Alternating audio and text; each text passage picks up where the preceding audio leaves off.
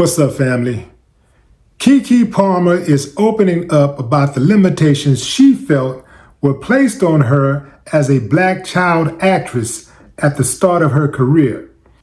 While speaking with The Cut, the True Jackson VP alum, who is now 31 but has been acting professionally since 2004, said she wasn't necessarily in the same conversations as Victoria Justice or Selena Gomez or Miley Cyrus at that time, referring to the fellow child actors turned stars who made their name on shows like Victorious, Wizards of Waverly Place, and Hannah Montana, respectively.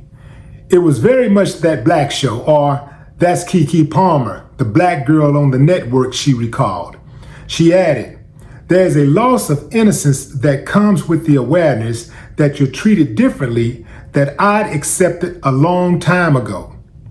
As for how she feels now, she shared, "I don't compare myself to anyone, but I definitely don't compare myself to any white person." Keke told the outlet that starring on Nickelodeon as True Jackson, a teenager who becomes the vice president of a fashion company, is the role she still relates to most.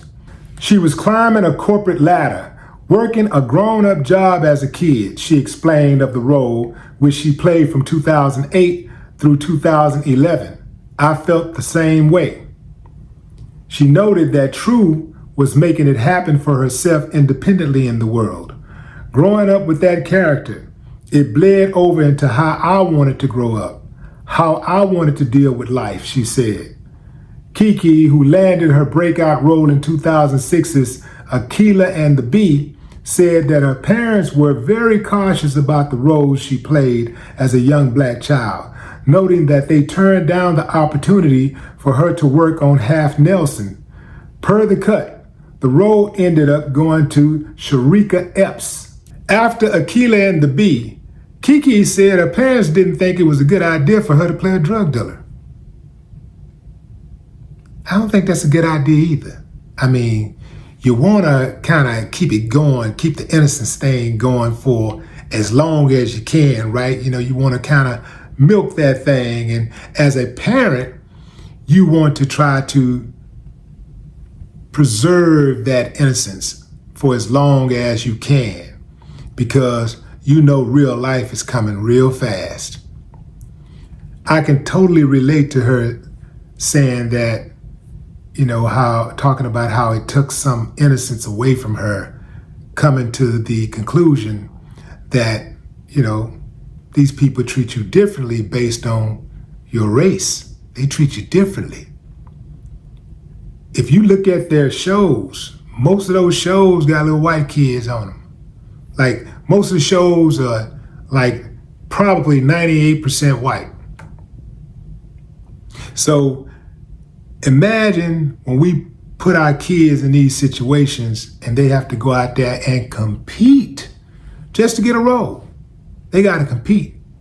And the sad thing about it is, oftentimes they are competing for the black role, the role of the black girl, or the role of the black boy, whereas the other kids just compete for the role. You know, whether that role is a female or a male, they're just competing for the role.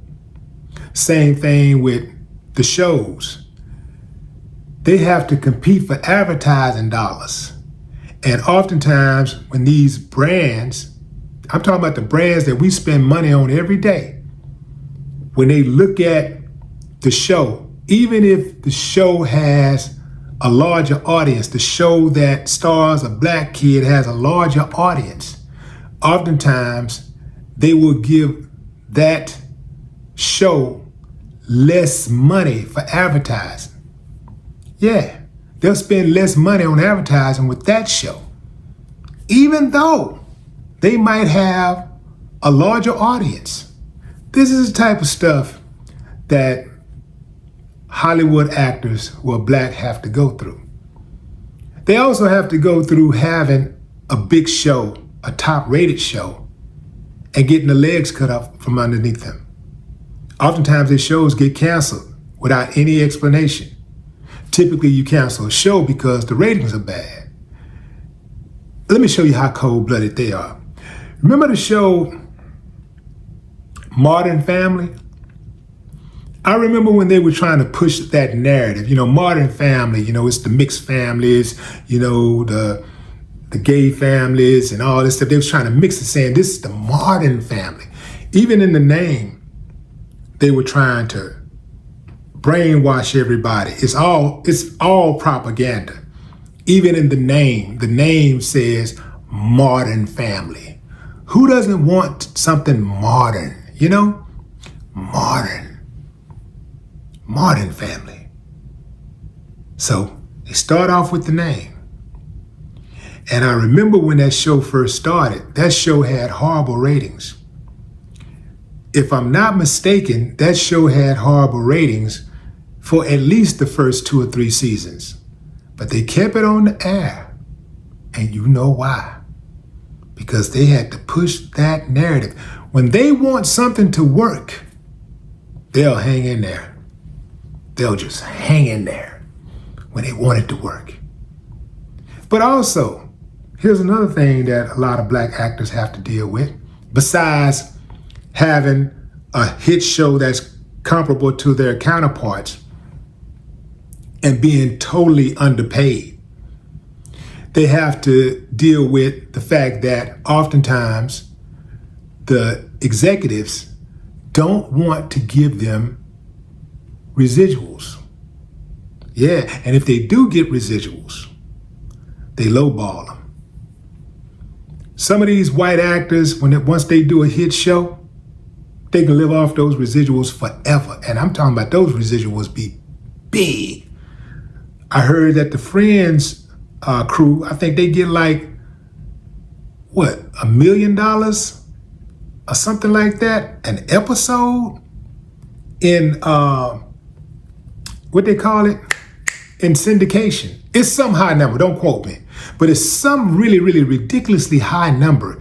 Every time that show airs, they get crazy loot.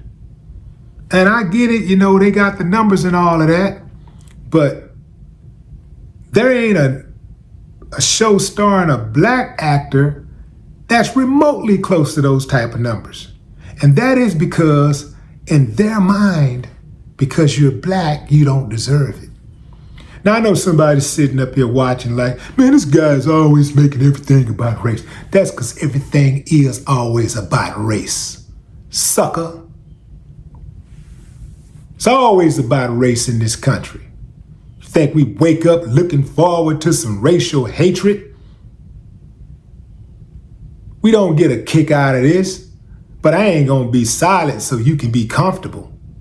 I'm not going to not speak on it because I want to assimilate. I want you to like me. I don't give a damn if you like me or not.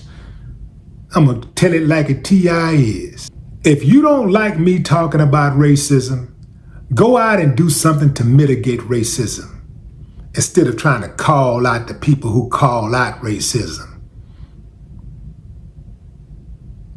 No more talk.